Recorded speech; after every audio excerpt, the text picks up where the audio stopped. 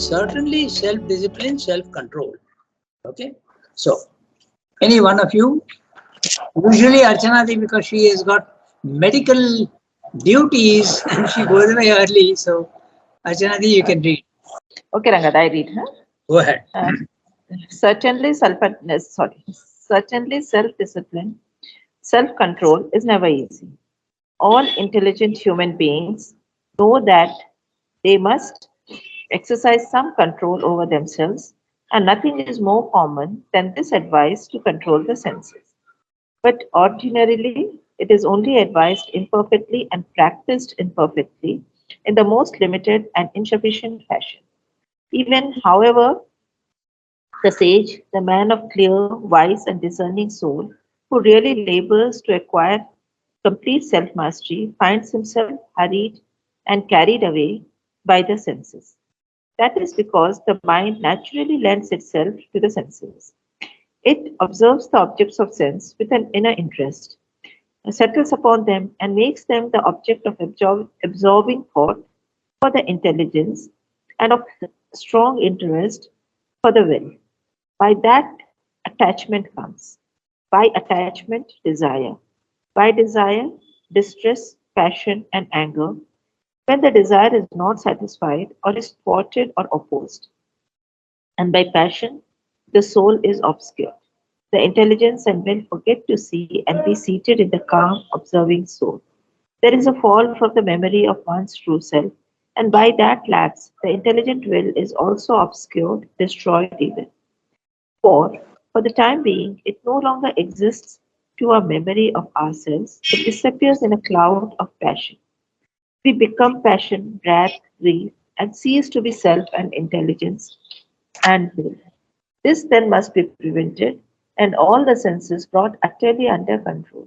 For only by an absolute control of the senses can the wise and calm intelligence be firmly established in its proper seat. Okay. So, this is one of the important passages in the Gita. The yoga of the intelligent will. We are doing it through the buddhi. We have to, the buddhi, the mind has got several layers. No? We have got the physical mind, which is what the senses are. The senses are supplying the sense data to the manas. The manas is the physical mind. And it is that which is telling you what you are seeing, what you are hearing, what you are smelling, and what you are touching and tasting. So that is first. But then there is also a vital mind and there is a pure mind. So you have to detach yourself from the attachment of physical mind to the senses. That link has to be cut.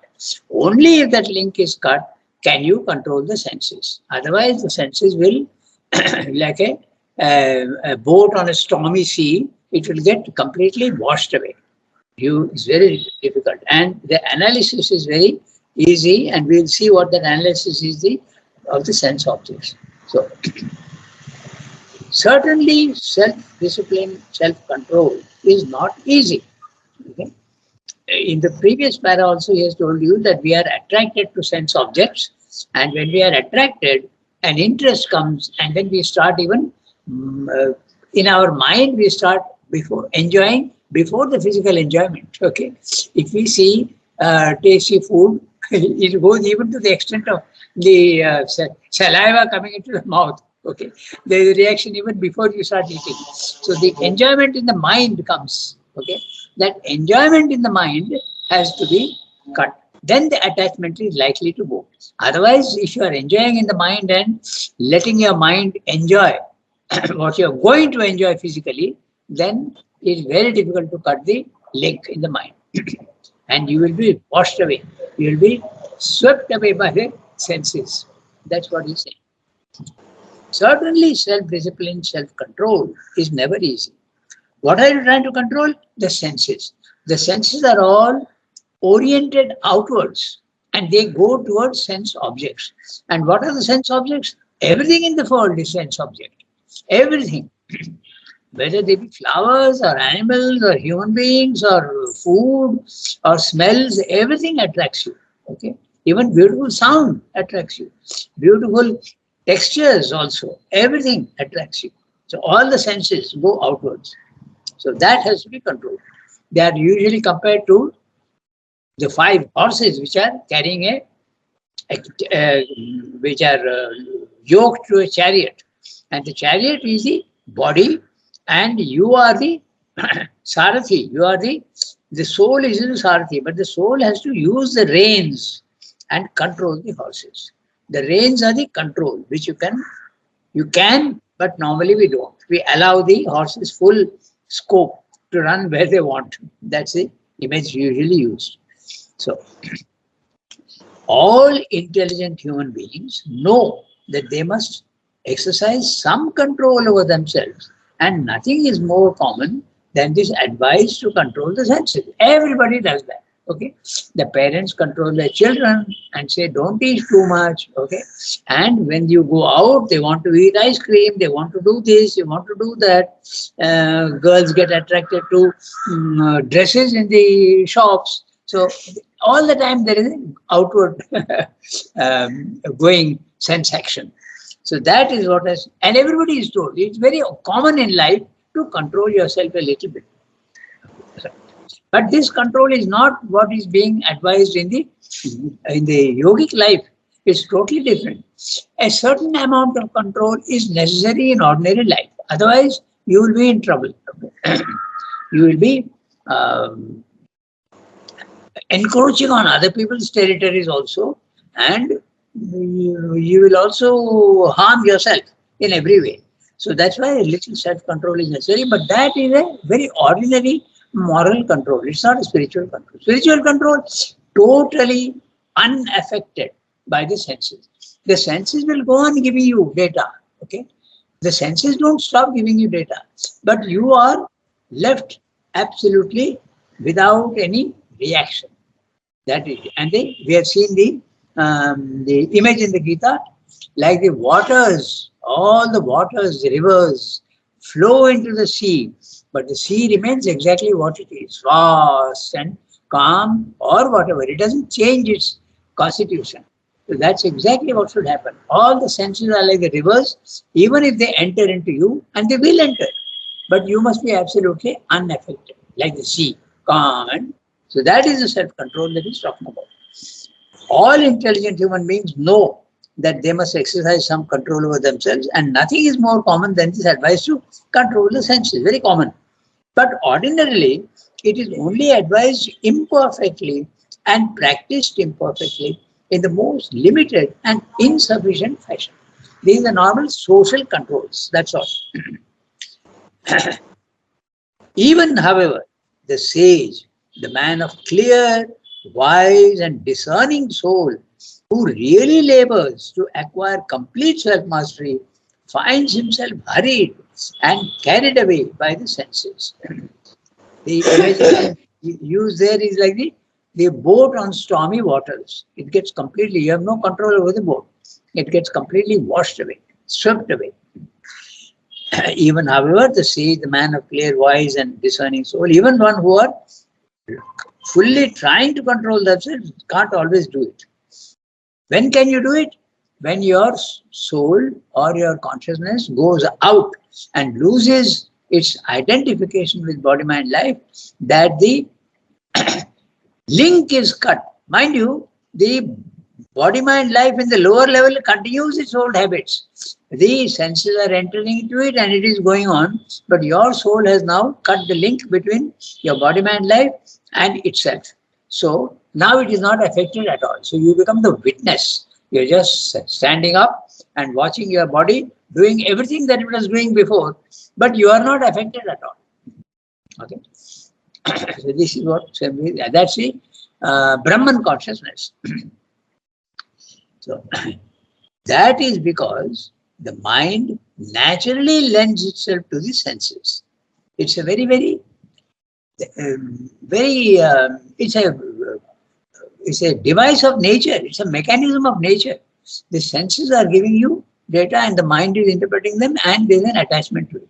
If there's no attachment, the senses, what it is gathering will have no effect on you, and that can be dangerous. Because suppose there is fire and your senses are saying that yes, there is heat and there is fire, but your mind is not bothered at all, then you're going to be in danger. So the connection, nature has provided the connection between the mind and the senses for your own benefit. But if you want to go to the next level in yogic sense, then it becomes a problem. So this is the truth for every stage. The lower stage is necessary, but when you want to go to the higher stage, that necessity becomes an obstacle. At all the levels, this principle is there right from the lowest to the highest. That's the whole problem. That is what has to be done. But Rangada, Yeah, Rangada, yeah, when you attain the Brahman consciousness, but you don't have the control, no? You have that's cut the exactly, link, that's but the right. control isn't there. No, it is not. Usually it is not. Okay? Usually it is not. You are only, that's the first step. The first step is to separate yourself. And that's a great thing because then you realize so many things. You realize that you are not doing anything. Nature is the doer and you are only the observer. But at our level, because we have identified with the nature, we think that we are doing, we are smelling, we are eating, we are deciding things, we are reading, okay, we are hearing. We are not. It's a body mind life that is doing that through nature. No, nature is making you dance like a puppet and you think that you are doing. Totally wrong. The image also given is like a fly sitting on a huge flywheel, okay, in a machine, and the wheel is going round and the fly is thinking, I am going round and round. You are not going round and round at all. You are being made, forced to go round and round. And that is the reality. So the first step in yoga is to detach yourself from your body mind life, and then you realize that you are pure consciousness. There is absolute peace. Nothing is bothering you, neither pleasant things nor unpleasant things. There is another level when you go even higher up, then everything becomes enjoyable. There is no unpleasantness anywhere at all. That's in the third level. You become, everything starts becoming enjoyable. If you, like me, I hate Keralas, I don't like bitter at all. But at that time, you will enjoy everything that comes in. Everything is enjoyable. That's the third level. Okay, we come back to our text. That is because the mind naturally lends itself to the senses. It observes. So you can see that it's a natural, it's nature that does that. And it's very necessary because if you don't do that, if nature does not connect your mind with your senses, you are in trouble. Okay. Very easy to understand that because suppose a tiger is coming, running, jumping at you, and your senses are perceiving that there is danger, but the mind is not reacting because there is no connection between them. So you won't take defensive action. So that is why it is so um, dangerous. So nature provides the connection. But you want to go to the next step, nature's blessings on you has become an obstacle. This is true at every level. No? So this is because that we have read. This is because the mind naturally lends itself to the senses. It observes. It is the mind. It observes the objects of sense with an inner interest. I know that this is very psychologically very interesting, very important. When we are looking at, say, I'm giving easy examples. When we look at some very attractive food, then your you start enjoying it first in the mind, okay? You are imagining what the sense will be, you are mulling it over, okay? So this is the inner interest. Note the word inner interest, very interesting. It's not the outer interest. The outer supplies the data and you are enjoying first psychologically. Settles upon them. Then the senses, the inner interest is there, then the inner interest settles upon them and makes them the object of absorbing thought for the intelligence and a strong interest for the will. This is the process. That's what happens. When your senses are looking at something which is attractive or repulsive, the action is the same. So it supplies the data to the mind. The mind starts enjoying it already and then makes the connection physical. Okay. Settles upon them and makes them the object of absorbing thought. Absorbing thought. You become absolutely enamored of what you are seeing. In certain degree, sometimes it can be a very strong attachment, sometimes it can be a very mild one. Okay. So, and if it is unpleasant, there is no attachment at all. There is rather repulsion, and repulsion and attraction are the same. both are making you slaves. That's the interesting part. Don't think that non-attraction is something good. It is not. Both are the same. By that attachment comes, by attachment, desire. Sorry. By that attachment comes, by attachment, desire, by desire, distress, passion, and anger.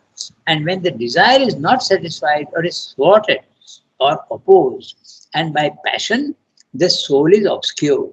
The intelligence and will forget to see and be seated in the calm, observing soul. There is a fall from the memory of one's true self. And by that lapse, the intelligent will is also obscured, destroyed even. For a time being, it no longer exists to our memory of ourselves, the soul. It disappears in a cloud of passion. We become passion, wrath, grief. The word wrath, you can say wrath, and Archana read wrath, that also is allowed. Okay. There are many people who pronounce that in that way. Grief, and cease to be self and intelligence and will. So you are completely, the will, all these things disappear. You become absolutely a slave to your desires. This then must be prevented and all the senses brought utterly under control. For only by an absolute control of the senses can the wise and calm intelligence be firmly established in its proper seat. I will now go back to the words used in the Gita, okay? And it's a very interesting analysis how it happens. So this is that one, no, Ranganath? Pardon? Krodhat bhavati sammoha, sammohat smriti. Yeah, exactly. Yeah, that's right. You are right. Dhyayato vishayan. Dhyayatah vishayan. Dhyayata, thinking about them. Vishayan, the sense objects. That's a verse. Then, when you are thinking of the sense objects, sangha, attachment forms. So there's given that, of course, in English, but I am going back to the Sanskrit terms. Sangha, attachment forms. And with attachment comes desire, kama, and then the result is either satisfaction or dissatisfaction. And if there is dissatisfaction, then there is krodha, there is anger because you are not getting what you want. And when anger is there, it's a disturbance in the being.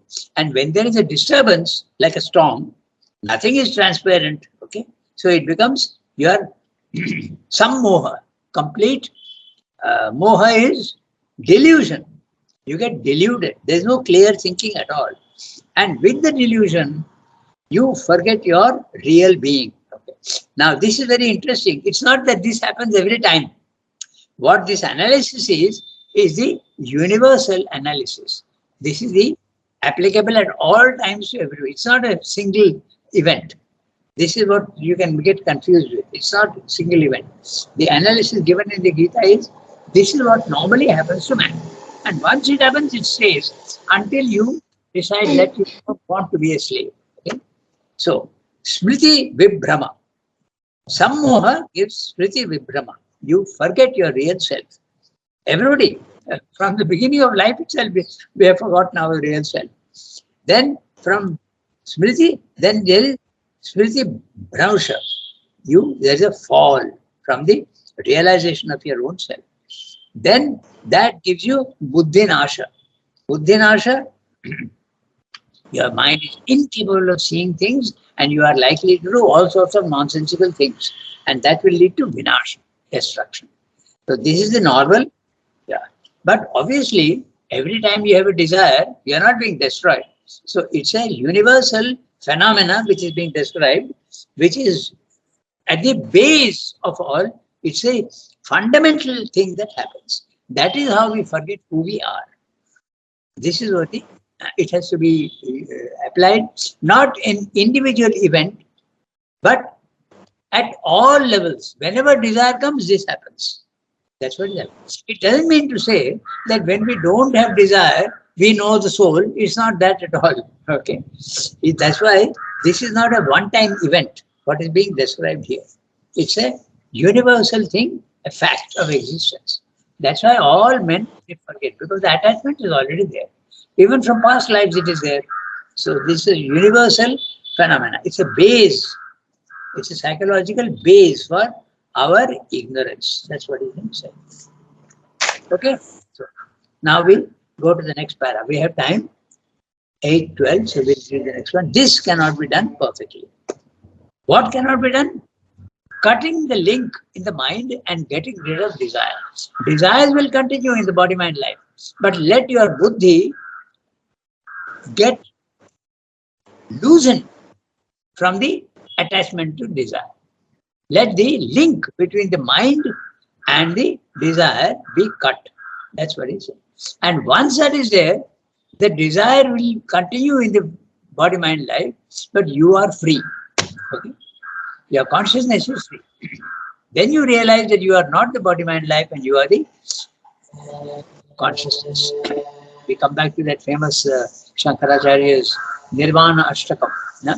Mano buddhi ahamkara chittani naham. I am not all these things. That's a grana, netram, all these things are there, it's going on. I am not all the senses, I am not these things. Then what am I?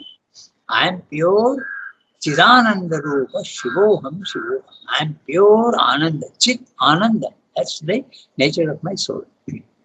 So next one, who'll read this cannot be done. Anyone? Shall I read? Okay, Tarika, usually because this is Gita. Go ahead. I enjoy Gita, Yeah. because it all comes back again. The whatever we have read, no, in Gita, it all comes back suddenly, like it comes back. That's right. Your memory is recovered. We'll see. Pardon? I said your memory comes back. Yeah, it comes back. Some memory loss in the Gita, but memory comes back. Yeah. Okay, go ahead, read. This cannot be done perfectly by the act of the intelligence itself, by a merely mental self-discipline. It can only be done by yoga with something which is higher than itself and in which calm and self-mastery are inherent. And this yoga can only arrive at its success by devoting, by consecrating, by giving up the whole self to the divine. To me, says Krishna, for the liberator is within us, but it is not our mind, nor our intelligence, nor our personal will. They are only instruments. It is the Lord in whom, as we are told in the end, we have utterly to take refuge. And for that, we must at first make him the object of our whole being and keep in soul contact with him. This is the sense of the phrase, he must sit firm in yoga, wholly given up to me. But as yet, it is the merest passing hint after the manner of the Gita. 3 words only which contain in seed the whole gist of the highest secret yet to be developed. Yukta asita matpara. Matpara. So now he's telling you very clearly that don't think that with your mind you can control the vital. The vital is vital is the center of energy, action, power. And the mind is more subtle. It goes for knowledge. It has a certain power, but the vital is restless and you can't control it with the mind. You need something much more powerful than the mind. This cannot be done perfectly. It can be done to a certain extent, but that is suppression. When the mind tries to control the vital, it is suppression. It is not control. Control means the desire is not even there. That is a real control. Okay, but it's a suppression. So this cannot be done perfectly by the act of the intelligence itself. The intelligence can't do that. The mind can't do that. By merely mental self-discipline. It can only be done by yoga with something which is higher than itself. That means in the spiritual consciousness. When you detach yourself and go to level 2, then it is possible. By yoga, something which is higher than itself and in which calm and self-mastery are inherent.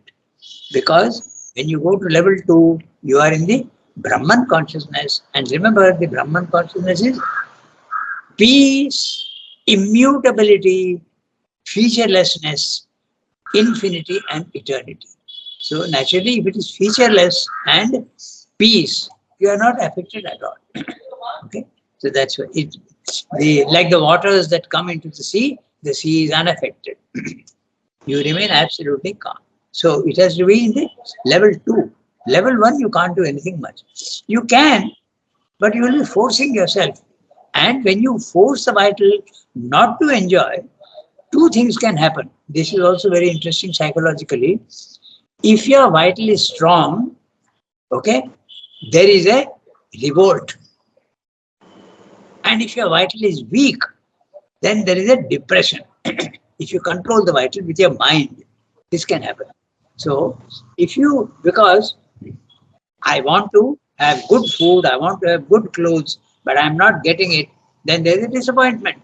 And when the disappointment is there, actually it happens like that the vital says, you are not giving me what I want. Okay, I won't cooperate with you. So you go into a depression. I won't give you the energy to even lead your normal life. Actually, it sounds very funny, but this is what happens. Okay, you go into a depression. Then when you get what you want, again you are perked up. That's what happens. But suppose you are a very strong vital, it will not go into depression. It will hit back at you. It will become violent. And this is very interesting. How does that violence express itself? You will find that you are getting unnecessarily disturbed. You get angry with people for no reason at all. If you are very observant, you will see that this can happen. When you are trying to control your vital, okay, all sorts of things can happen. Many people have told me, okay, their parents, for instance, okay, if you don't do what your parents want, okay, their desire for controlling you is not there. So they start becoming angry for no reason at all. They start scolding you. I'm only giving you one example, but if you do that, see, 90% of the time we can't observe this because we give in to our desires. No? We satisfy our desires. And when we don't satisfy our desires, there is a mild reaction, not a very strong one. But if you're doing yoga and you say no, because normally if I don't get what I want today, you console yourself by saying, I'll get it tomorrow, what does it matter? So the vital doesn't revolt. But if you tell your vital, I don't want it ever, neither today, nor tomorrow, nor day after, then it will revolt. This Srimni is saying, I'm not saying. It is there in the letters. Okay, so in other words, you can't control with the mind. You have to just detach yourself. The vital and the body and the mind will go on with their own methods, but you have to first detach yourself. And the true control, as Pallavi was saying, there is no real control of the lower. That comes only at the third level. Then you have the power to control the lower level, the level 1. Only in the supramental, or actually even in the level 2 of the spiritual planes, the higher you go, the more you will be able to control, but not fully. The full control can come only at the level 3 supermind, the Purushottama level. Ranganath, is it control or transformation? Yeah, that's right. You're right. Because actually the real control is you are making an effort to control. Now, the word control suggests that you are making an effort. But at that time, there is no effort at all because you are at peace. If you are at peace, where is the question of effort? So the real control, these are words which you have brought up a very interesting question. The real control is when there is no necessity of control at all. You are left unaffected. But the control that we speak about of the lower level, eliminating desire and eliminating attachment and ego, that can come only from the higher level, the third level. That's right. So when we use words, sometimes they can mislead us. Okay, so and how is to be done? So, the Gita is saying, and this yoga can only arrive at its success by devoting, by consecrating, by giving up the whole self to the divine. Normally we can't do that very easily, but we go step by step. We offer our physical things to the divine. We can offer money, we can offer flowers, we can offer food. So many people used to do that, mothers do. But you can also give yourself, your thoughts, your emotions. That also is there. Finally, you can give your soul to the divine. There's a gradation of giving also. Okay, so this what the Gita is saying. This can only arrive at success by devoting, consecrating, giving up the whole self to the divine. To me, says Krishna, for liberator is within us. The soul is a liberator and the soul can liberate you. It is not our mind, not our intelligence, nor our personal will. They are only instruments. It is the Lord in whom we are told in the end we have to utterly take refuge. You remember that he's saying in the end because he's referring to that. Sarvani. Yeah, that's right. Sarva dharman parityaja mamekam sharanam braja. So, so that's the real liberator. Tva sarva papebhyo mokshayishyami ma sucha. That is the, I'll deliver you from all sin. Don't worry. Don't be depressed. It is the Lord in whom we are told in the end we have to utterly take refuge. To take refuge. And for that, we must at first make him the object of the whole being and keep in soul contact with him. And how can you do that? By remembrance. You start with remembrance. Everything that you do, remember the divine.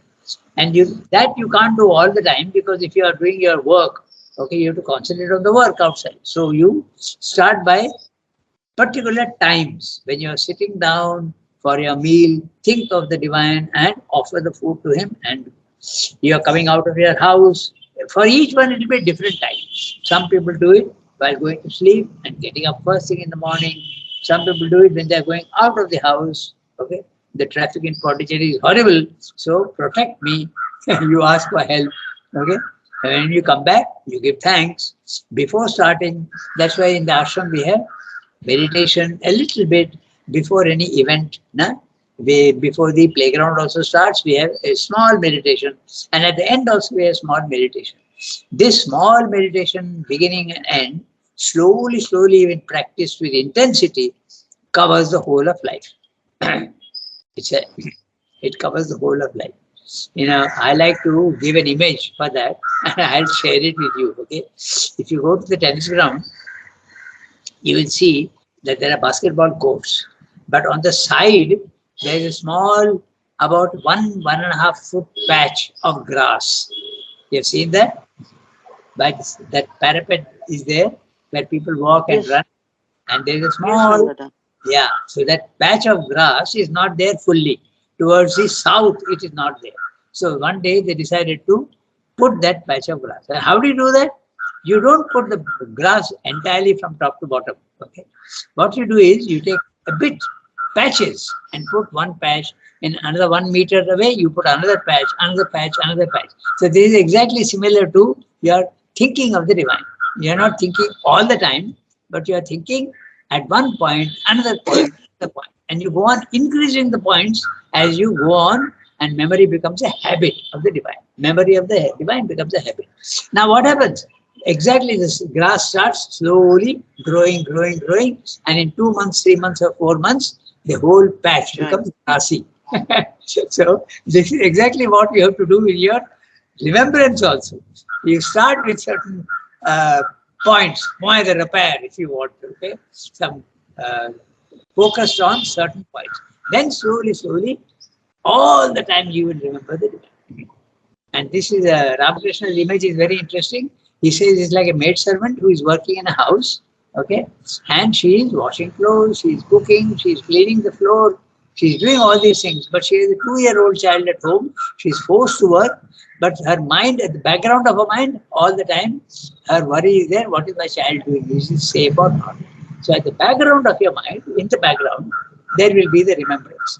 And you can bring it forward every time it is necessary, you can bring it forward. So the front of your mind is doing the work that you have to do, whether you are attending to a patient or whether you are doing your studies or whether you are even playing football. Okay, but finally it covers the whole thing. Whenever you want, you can easily bring because it is there in their background. That's what he's saying. And he was so. How is the Gita saying that? And for that, we must at first make him the object of our whole being and keep in soul contact with him. The soul contact can start only with remembrance. This is the sense of the phrase, he must sit firm in yoga, only given up to me. Okay. And the Gita, but as yet it is the merest passing hint after the manner of the Gita, 3 words only, which contain in seed the whole gist of the highest secret yet to be developed. Yukta asita matpara. So yukta, joined, he should be sitting. Joined what? The individual soul is joined to the divine soul, maybe through memory only in the beginning. Asita, let him be seated. Asita, he should sit. Matpara, concentrated on me, inclined towards me. Matpara. Mat means me. Yeah, tell me. Yeah. Mat paraha is beyond me, no? It should mean beyond me. How does it? Paraha is beyond, no? No. Matpara means inclined into me. Para means you are plunged into mat. Para usually has got many meanings, Tarika. So what I'm saying is true that there is one of the meanings is above. Okay. But this here it means inclined towards. Okay. Yeah, because I was thinking why it is mat para, because beyond me, no, it is in me. No? In fact, the word mat, the para is used in so many ways. Okay? You can use the word for anything to which you are attached. Okay. You can check the dictionary, you will find that. Para means inclined towards, attached to, plunged in, concentrated on. That's what it means. Okay, so we can do the next one. The story that you said about the maid, no, it reminds me of somewhere reading that you should be like a maid who works at home and takes care of the child of whoever is at home. You should love like a maid who is doing everything but not attached. When she is leaving the work and going away, then there is no attachment. Then she just walks out like that. But that's right. And if you are not attached, even the work will be perfect. Sometimes you will feel that if I'm not taking interest in the work, my work will be imperfect. But that's not true. When you are concentrated in the divine, your work is bound to be better than what it is otherwise. That's the funny part. Okay, so let's read the next one. If this is done, we have got 5 minutes. I can read it. Go ahead, Gita. Before I read, here it is already translated. Matpara is wholly given up to me. That's right, exactly. Yukta asita is to sit firm in yoga, and Matpara is to be wholly given up to me. Yukta asita. Asita is imperative that he should be. He should. You must sit firm in yoga. That's right. Let him be also, you can translate like that. The imperative tense in Sanskrit is let it be. It should be or let it also. It can be in both ways. Okay, read the para. If this is done, then it becomes possible to move among the objects of sense, in contact with them, acting on them, but with the senses entirely under the control of the subjective self, not at the mercy of the objects and their contacts and reactions. And that self again obedient to the highest self, the Purusha. Then free from reactions, senses will be delivered from the affections of liking and disliking, escape the duality of positive and negative desire, and calm, peace, clearness, happy tranquility, Atma Prasada, will settle upon the man. That clear tranquility is the source of the soul's felicity All grief begins to lose its power of touching the tranquil soul. The intelligence is rapidly established in the peace of the self. Suffering is destroyed. It is this calm, desireless, reflex fixity of the buddhi in self poise and self knowledge to which the Gita gives the name of samadhi. Samadhi, it's interesting because you have two types of samadhi, but in the Gita, the samadhi is a waking samadhi, whereas in the normal Raja Yoga system, the samadhi is a trance. You lose consciousness of the physical world and you enter into higher worlds, but fully. It's not a sleep.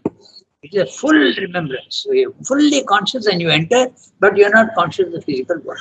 But the samadhi in the Gita, that's why they're taking the trouble of saying, to which the Gita gives the name of samadhi, that is the waking consciousness, waking self. You are fully aware of the physical world and you are even acting and everything, but your consciousness is seated above. Okay? Kutasa is seated on the summit. That's the phrase used in the Gita. Okay, so we have only 2 minutes. So, Sunki, good morning. What happened? You came late today. I'm sorry, I made my coffee and I just missed the time. I'm so sorry. No problem. No. We took up your function. We recorded. Thank you. Thank you for recording. Okay. Au revoir, everybody. Have a nice day. Thank you, Rangada. Rangana, merci. Thank you, Rangada.